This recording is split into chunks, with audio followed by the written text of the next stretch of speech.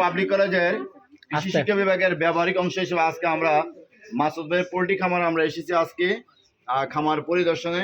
তো এখানে আমরা দেখলাম 15,000 মুরগি এখানে লালন পালন করা হয়।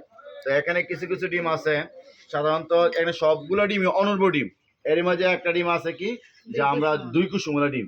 তো এখানে যে আমাদের 130-40 দিন বয়স থেকে মুরগি ডিম দেওয়া শুরু করে, প্রায় 100 সপ্তাহ পর্যন্ত তারা অধিক ডিম দিয়ে থাকে।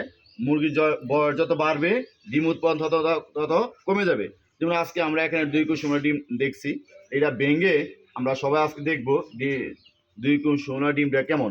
তো আমরা একটু ভাঙি। হ্যাঁ,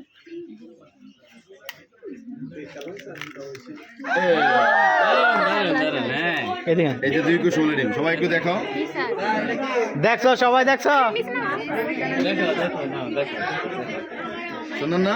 ওদেরকে দেখাই দাও। এই যে দেখো,